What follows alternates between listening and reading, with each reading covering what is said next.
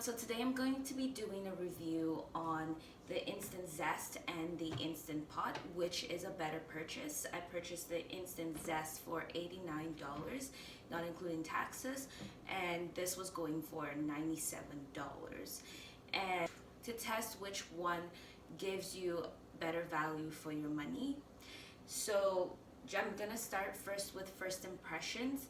The Instant Zest is lighter than the Instant Pot, and the Instant Zest is mostly for rice and grains. Here you have so many different types of grains and rice: white rice, brown rice, quinoa, mixed grains.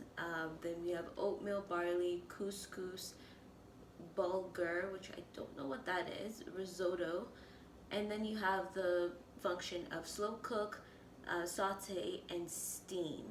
And then you have the ability to delay the starts, to keep warm, to cancel, and to start. For the Instant Pot, you have the option for soup and broth, meat and stew, cake, egg, saute, rice, multigrain, porridge, steam, and slow cook. And here, one thing that this offers you that the Instant Zest does not offer you is the option to adjust the temperature.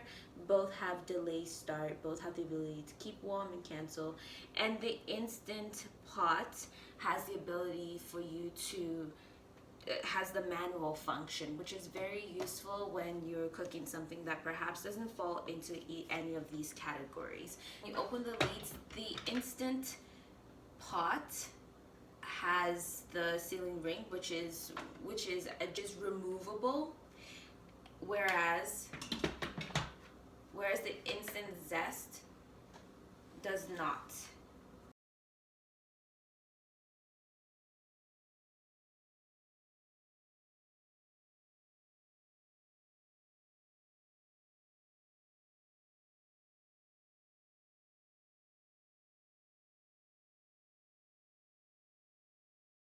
The 20-cup Instant Zest pot, whereas the Instant Pot is a 6 quarts version. And so both of their insides, I can show you what that looks like.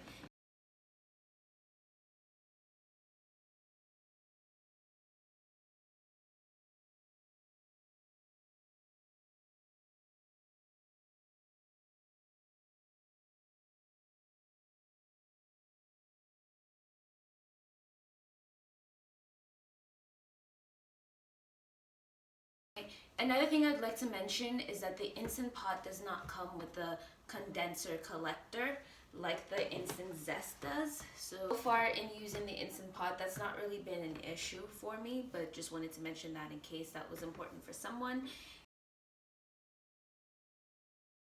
The release valves are also differently designed.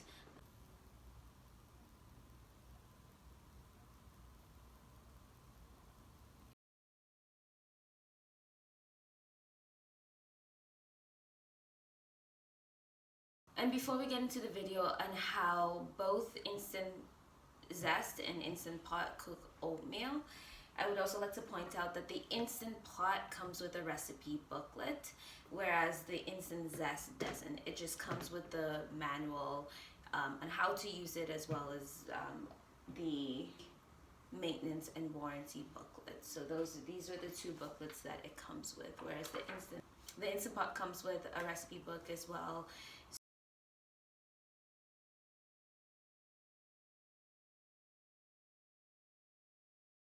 The reason that I wanted to do the oatmeal test is because the Instant Zest has an oatmeal function, as I showed earlier on, but the Instant Pot does not. It has a porridge function, which one might say is the closest to it, but I have used the manual function, and I'm gonna try to use that again, and we'll compare it to how the Instant Zest cooks oatmeal.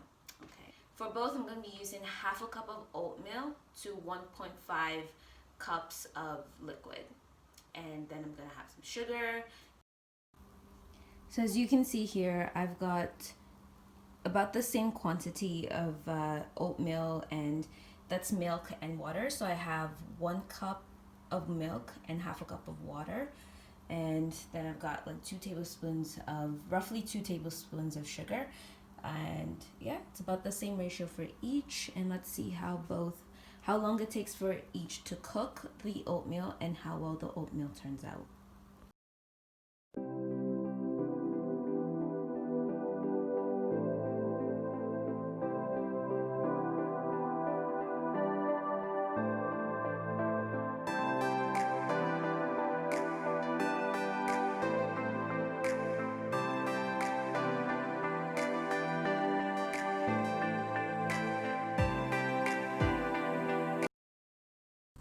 So for the Instant Pot, I used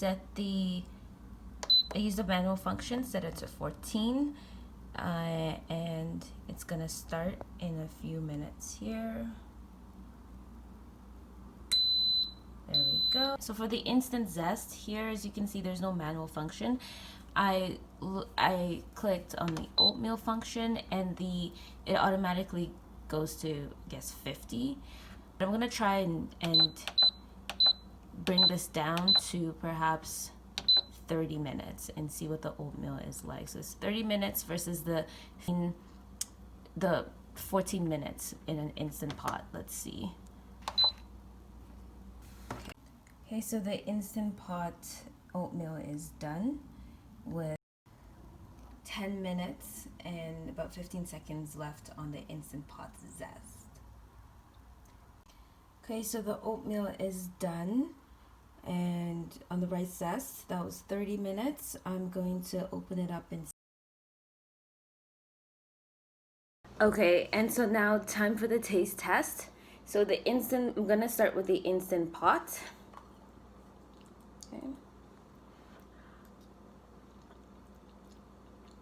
It's sweet, it's soft. I think this is really good.